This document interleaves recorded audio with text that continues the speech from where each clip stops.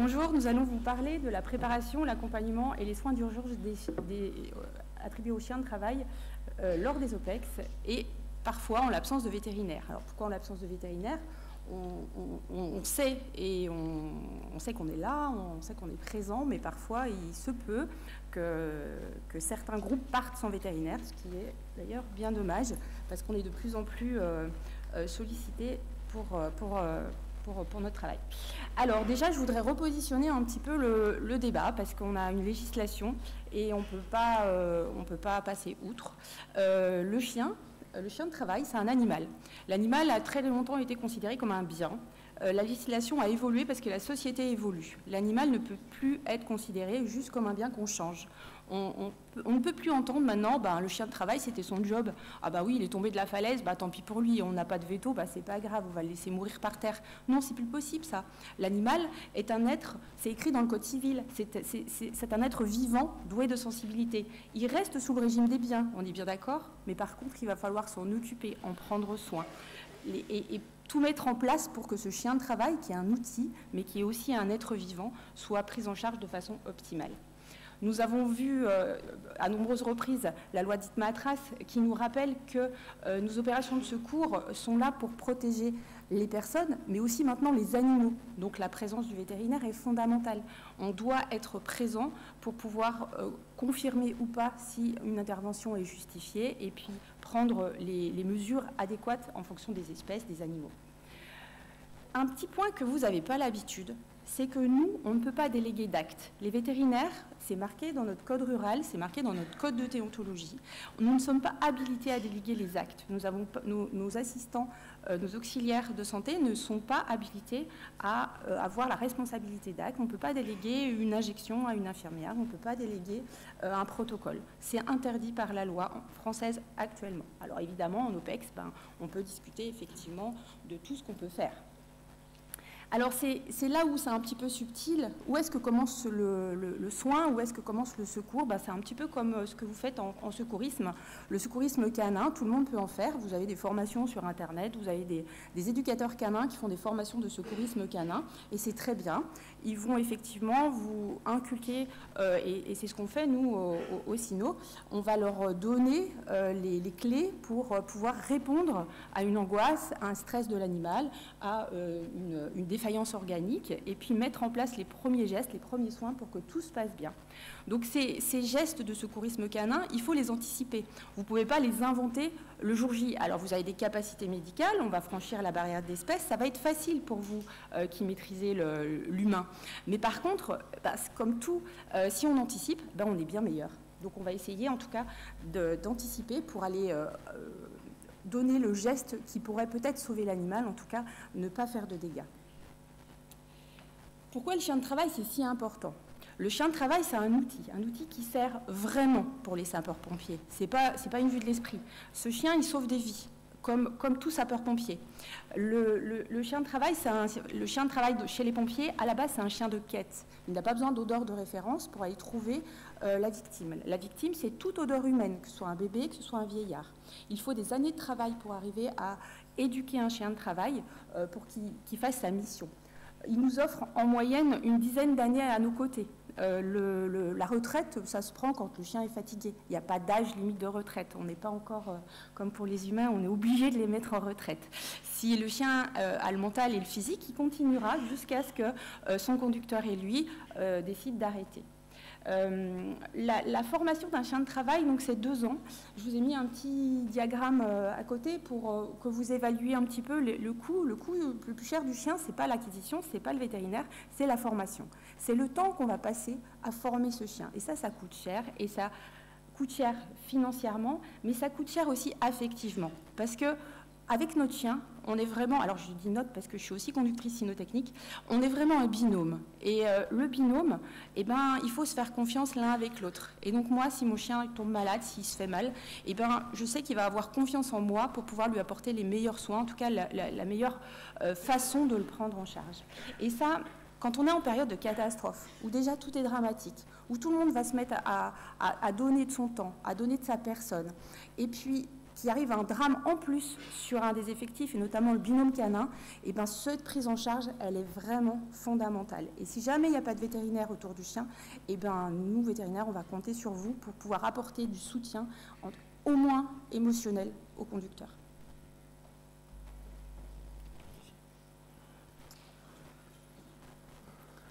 Bonjour à tous. Alors, pouvez-vous dire pourquoi est-ce qu'un infirmier vient présenter des chiens de travail? On a préparé ce topo par rapport à une organisation qu'on a mis en place au sein du SDIS de la Somme, en lien justement avec l'animal et la projection de la loi Matras parue il y a maintenant quelques années, où l'animal est au cœur de l'emploi des SDIS. Et donc, on s'est aperçu que ce soit pour nos équipes cynotechniques ou que sur nos secours animaliers, on avait quand même une grande difficulté de mobilisation des vétérinaires. Et donc, on a fait un travail en équipe de préparation aux soins vétérinaires, pour notamment, certes, les équipes cynotechniques, mais aussi le secours animalier. Cette préparation en équipe s'est déroulée autour des vétérinaires de l'établissement, mais aussi des infirmiers pompiers, puisqu'on est parti du constat que aujourd'hui, la bonne solution, c'était effectivement de mettre un vétérinaire avec la compétence adaptée par rapport aux soins animaliers ou à l'accompagnement de l'animal. Mais les difficultés de ressources vétérinaires font que sur un certain nombre de situations, on n'a pas la possibilité de mobiliser un vétérinaire. Et donc, on a eu une augmentation de prise en charge animalière qui a fait qu'il a fallu qu'on réfléchisse à quelle solution on pouvait proposer en interne pour quand même avoir le bien-être de l'animal en considération, le bien-être du chien cynotechnique, tout en ayant une sécurisation de l'ensemble. Et donc tout ça fait partie de la préparation qu'on a réalisée au sein de l'établissement. La personne ressource, le guide, c'est bien le vétérinaire, c'est bien lui qui doit être au cœur de cette équipe et qui est la pierre angulaire de tout ça. Et ce qu'on a essayé de voir, c'est de se dire que ce soit sur le territoire ou éventuellement en projection, et on verra tout à l'heure qu'on a quelques rétextes, que ce soit sur le territoire ou en projection,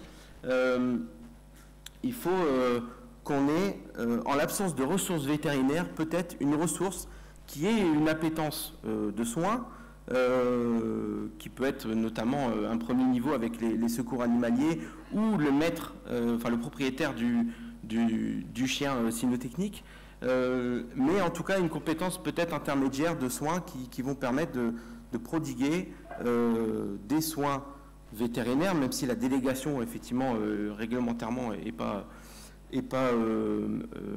comment dire, réglementairement complexe, en tout cas et pas dans la loi, mais en tout cas d'essayer de proposer quelque chose. Et donc c'est pour ça qu'on a mené des travaux sur comment articuler tout ça, comment articuler les cynos, les secours animaliers, les infirmiers et les vétérinaires.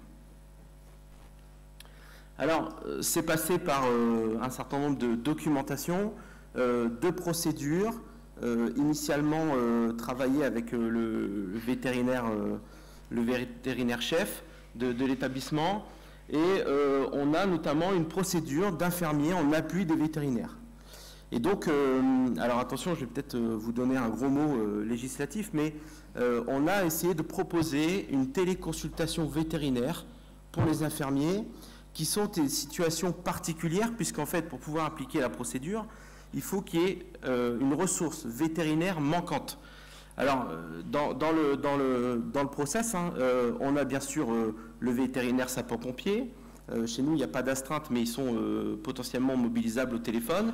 Donc, on pourrait éventuellement les solliciter, ce qui est fait d'ailleurs par le CODIS quand ils en ont besoin. Il y a le vétérinaire traitant si l'animal a un propriétaire, donc il peut être aussi mobilisé. Il y a le vétérinaire de secteur qui peut être mobilisé par l'équipage local ou réquisitionné par la gendarmerie dans certaines, ou la police dans certaines situations. Et puis quand on a épuisé ces 3 solutions-là, on n'a pas de ressources vétérinaires disponibles, et on va appliquer la procédure de l'infirmier en appui, avec notamment la possibilité de contact d'un vétérinaire sapeur-pompier qui physiquement ne pourra pas être sur le lieu de l'intervention. Alors, c'est passé par un certain nombre de fiches de prise en charge, de fiches d'explication auprès des équipes SINO, auprès des équipes secours animalières, pour pouvoir aboutir à l'application de cette procédure.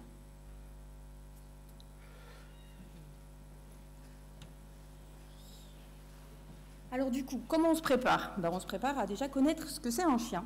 Les critères physiologiques de base, je ne vais pas vous les présenter ici. Si ça vous intéresse, il y a des ateliers cet après-midi pour qu'on revoie un petit peu comment ça fonctionne, quelle est la température rectale de base, la fréquence cardiaque, etc. C'est des petites données à connaître, notamment si vous êtes propriétaire de chiens. Ce que j'observe souvent quand je parle de secourisme à des infirmiers, des médecins ou des pharmaciens, c'est l'appréhension du physique du chien. Il est effectivement un petit peu différent, il a beaucoup de poils. Alors on me dit, moi aussi j'ai des patients très poilus, mais c'est quand même pas tout à fait pareil, le poil du chien. Il y en a vraiment, vraiment, vraiment beaucoup et ça gêne pour l'observation des plaies notamment, il ne faut pas hésiter à les couper. Le chien a aussi un digitigrade. Le genou n'est pas à la place du genou humain, le carpe n'est pas à la place du carpe humain. En fait, il court sur son bout des doigts. Donc l'anatomie est un tout petit peu modifiée, donc ça c'est à reprendre ensemble. Et puis surtout, ils ont un rapport sensoriel qui est complètement différent. L'olfaction, c'est prépondérant, c'est très important et on va essayer de la respecter, surtout chez le chien de travail. La vision est pas bonne du tout. Le chien, il voit bien, très très bien le mouvement, mais pas les formes précises. Donc ça, il peut appréhender, en tout cas on peut avoir des petits défauts cliniques qu'il faut connaître et parfois pas s'inquiéter par rapport à ce qu'on aurait chez les humains. Et puis il y a des grandes pathologies classiques, les troubles gastro-intestinaux, surtout quand on est en OPEX, avec le stress, le fait que le chien mange moins bien, boive moins. Donc ça, c'est des petites pathologies qu'on voit à l'ENSOS, notamment dans les modules de formation, et puis qu'on pourra éventuellement discuter cet après-midi. Et ce qui est important en préparation, c'est la trousse. Chaque SINO a sa trousse pour son chien. Ça, c'est très important. Au SDMIS, on y tient beaucoup.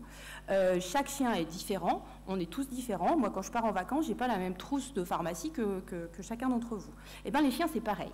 Donc, le SINO connaît son chien, il doit avoir sa trousse. Mais c'est vrai qu'il faut aussi avoir... Quand nous, on est vétérinaire, en tout cas, on part avec notre trousse à nous pour avoir un niveau, en tout cas, de prise en charge qui est bien supérieur. Et ce que j'apprécie beaucoup, c'est effectivement de travailler avec vous quand on part en manœuvre ou en OPEX, parce que vous connaissez... Vous avez beaucoup de produits techniques que moi, je ne maîtrise pas. Et donc, notre union, en tout cas, fait qu'on a une trousse qui peut être éventuellement commune, parce qu'il y a très peu, en fait, de médicaments de l'urgence spécifiques aux animaux. Et il peut être intéressant d'utiliser ce que vous avez déjà et de ne pas surcharger le pactage, justement, avec des choses qui ne sont pas spécifiques pour les chiens. En accompagnement, donc quand il se passe une catastrophe, en fait, déjà le SINO, normalement, il sait faire du secourisme canin. On lui a appris au module C, on a révisé dans son SIN 1. Donc, normalement, il n'est pas démuni. Il connaît aussi bien son chien. Il sait si c'est un chien douillet, si c'est un chien qui est très endurant à la douleur. Si vous le voyez qui pleure, ce chien-là, là, il y a à faire très, très vite avant que le veto arrive. Et la muselière est fondamentale. Chaque SINO sait qu'il faut mettre la muselière quand son chien est blessé. Donc si vous amenez le chien sans muselière, vous êtes en droit de lui dire « hop, hop, hop, t'as oublié un tout petit détail ». Pourquoi? Parce que le chien, c'est un animal. Et quand il y a la douleur, il désinhibe en fait la morsure. Donc ça peut être très rapidement grave. Donc il faut faire quelque chose. C'est hyper important de faire quelque chose. Parce qu'en fait, votre conducteur, il va être démuni, il va être désemparé. Des fois, il ne sait plus rien en fait. Donc là, vous reprenez le côté soignant et au niveau émotionnel, je vous assure, c'est fondamental pour la suite. Donc en Haïti, ça a été un cas dramatique pour les équipes SINO. Dramatique, parce que le chien Swan, il est mort. Il est mort en 48 heures. Ils sont arrivés, ils ont bossé 48 heures. Il s'est déshydraté. Il n'y avait pas de veto. À l'époque, on s'est dit, tiens, c'est pas la peine d'appeler un veto. Et bien, en fait, le veto, il est arrivé 48 heures après. Et ils ont fait une super assoce avec l'infirmier. Quand on interroge, notamment, moi j'ai eu l'occasion de parler avec Jean-François Haned, qui était en binômage avec le vétérinaire sur les interventions sauvetage déblaiement, qui initialement était plutôt sur le soutien sauvetage déblaiement, et comme il y a les signaux techniques avec, il a collaboré avec le vétérinaire sur cet aspect-là. On a un ressenti qui est plutôt très positif, et un ressenti de complémentarité qu'on a probablement au quotidien, notamment dans les services, avec notamment le médecin. C'est-à-dire qu'on a vraiment, chacun apporte sa pierre à l'édifice pour le soin. Et donc, effectivement, comme le disait Christelle, il y avait un peu d'aspect pratique, technique, qui était amené de l'infirmier, de relationnel avec le propriétaire du chien, et puis toute la partie médecine, vétérinaire, soins, etc., qui était amenée par le vétérinaire. Et donc, ils se sont vraiment bien entendus et collaboré pour la prise en charge, et à la fois des cynotechniques et des sauveteurs déblaiement sur cette mission à Haïti. Quand on... juste pour vous montrer, parce que ça peut être c'est un des documents qu'on a créé au sein de l'établissement. C'est-à-dire que là, on arrive avec... Salut. Là, on arrive avec notamment la prise en charge d'un chien qui est un agent de l'établissement.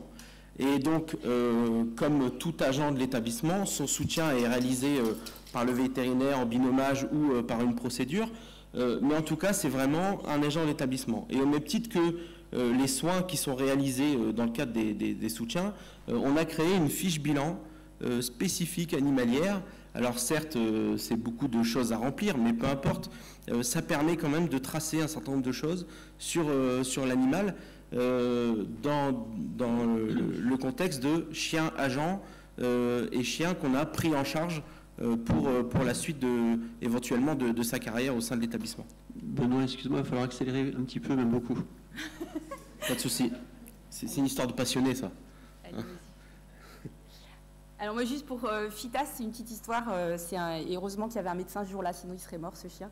C'est un chien de l'armée, en fait. C'est pas sapeur-pompier, mais ça pourrait nous arriver. Il a dépassé, en fait, sa patte a dépassé de la cage de transport. Et en fait, il y avait un autre chien qui est passé à ce moment-là, qui lui a bouffé la patte, plaie articulaire hémorragique. S'il n'y avait pas eu un médecin pour faire un garrot, pour le remplir, parce qu'il était en train de se vider de son sang, et ben, il n'aurait jamais pu arriver jusqu'à l'hôpital militaire où il y avait le vétérinaire. Donc grâce à ces soins d'urgence, et là on a dépassé effectivement nos cadres légaux, mais là personne ne s'est plaint, hein. Tout le monde était très content, il a même fait l'objet d'une petite publi, et merci à ce médecin d'avoir pris en charge ce chien. Donc très rapidement, le transfert, c'est important. Oui, alors dans le même concept, hein, le chien agent, il faut à un moment donné penser au devenir du chien.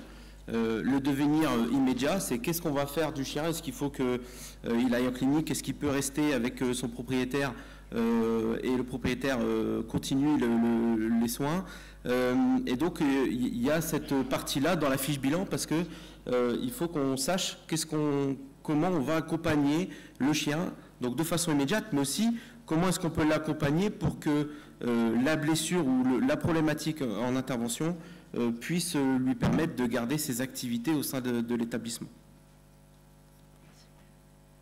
Voilà, alors là on conclut très rapidement, très rapidement, pour dire que, alors moi il y a quelque chose qui me tient très à cœur. Alors je remercie le SDMIS pour ça, mais j'ai vraiment ma place moi au sein de la sous-direction santé, parce que on a le même discours.